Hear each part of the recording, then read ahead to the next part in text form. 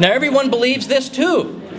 But again, what do these things have in common? Is this just a coincidence that when we learn history in a government drone center, that the version of history they teach us happens to flatter our overlords at every turn? And so I'm not proposing that there's some sort of secret meeting at which all the textbook authors gather and they smoke cigars. Well, no, we don't have that anymore. Wait, pardon me. Right? We don't have smoke-filled rooms anymore. In a very clean air room, they all gather and say, how can we enslave the little kiddies to us? How can we write these textbooks to really get them? I'm not saying that, but what I am saying is that if they did do that, the textbooks would be exactly the same as they are now.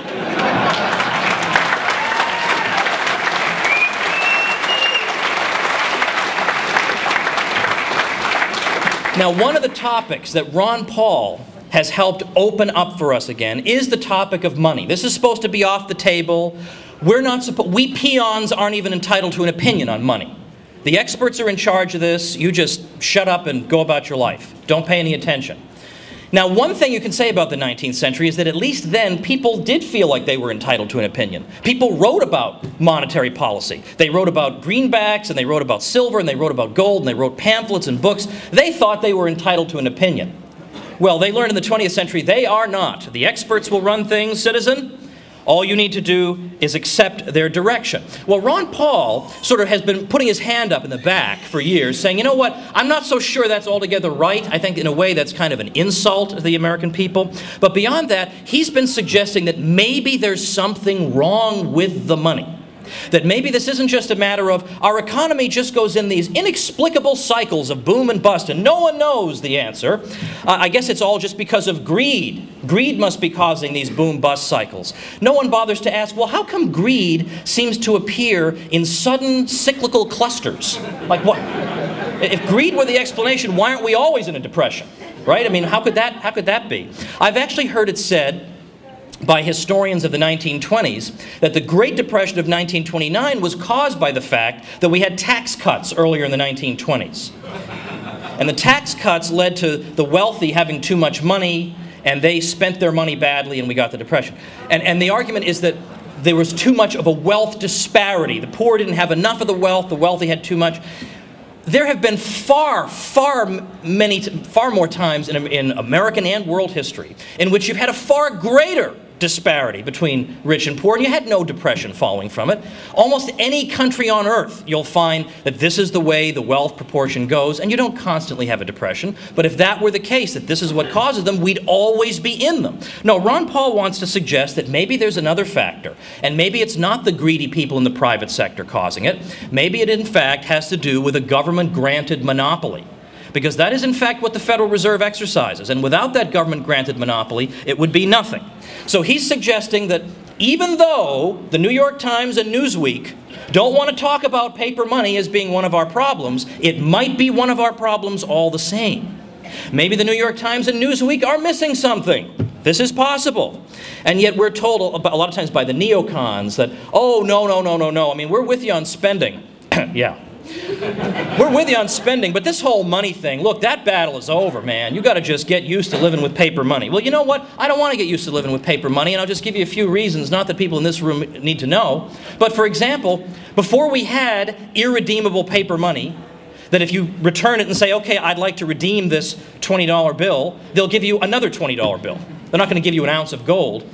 But back when we had a money that was actually gold and silver. The paper represented gold or represented silver. You could actually save for the future by piling up your coins. That's all you had to do. You could save by piling up gold and silver coins, because those coins at that time, when they were money, they gained in value year after year. So you save for the future, all you have to do is accumulate coins.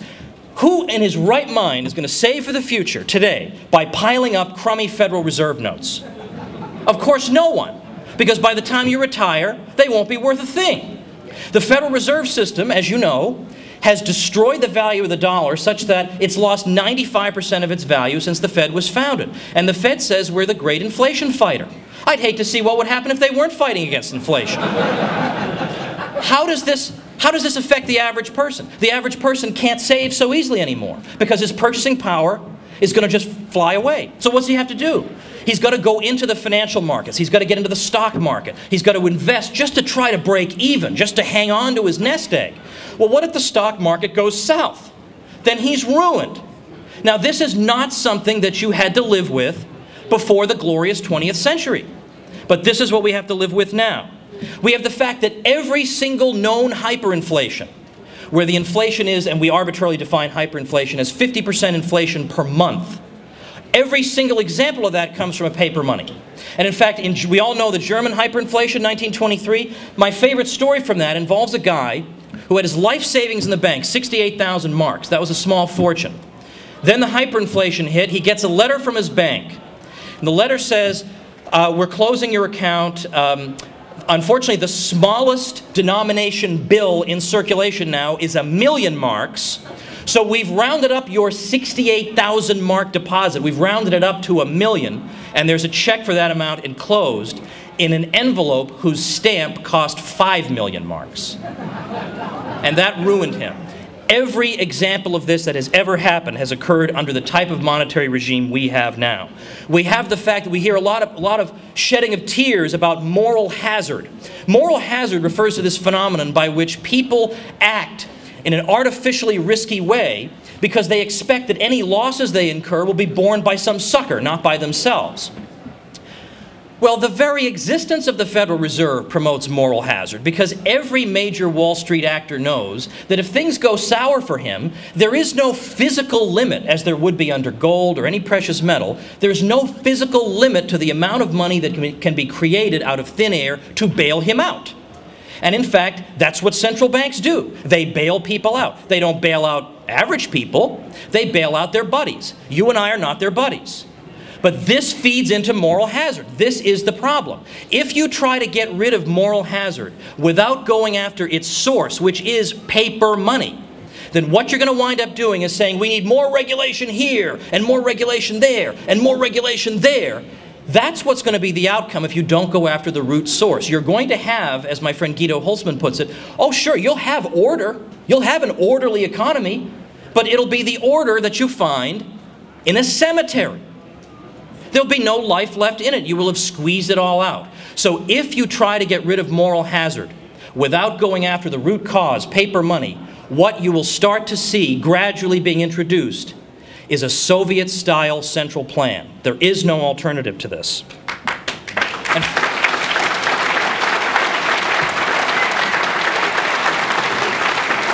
And finally, the business cycle itself, the very fact that our economy seems to go up and down, up and down. Now, we all know the unfortunate fact that Paul Krugman won the Nobel Prize in economics last year because the prize, like the dollar, has seen better days. But nevertheless, that doesn't mean that it was meaningless when F.A. Hayek won the Nobel Prize in 1974 because, you know, you might say, oh, good, F.A. Hayek, wonderful. But you might say, you know, big deal, Hayek wins the prize. I mean, you know, this bum Krugman won it, so what does it matter? Well, Krugman and these others, they win it for saying things the Nobel Committee already wants to hear. Hayek wins it for saying the exact opposite of what they want to hear. Hayek wins it for saying, you know what, maybe central banks are not our saviors after all. Let's consider that forbidden notion for just a second here. Let's move out of 7th grade for 5 seconds and consider that our wise overlords may be causing the problem. That's not exactly what the Nobel Committee wants to hear. So if he wins the prize, he's really on to something here. And he explains how these central banks, with their monetary policy, in effect get our economies on these unsustainable sugar highs that eventually culminate in a crash. It is inevitable, and yet every time it happens, the so-called experts stand there scratching their heads saying, I have no idea how this could have happened. Well, I know somebody who knows how it could have happened, and I know somebody who's been warning us that it's going to happen, and of course it's Ron Paul.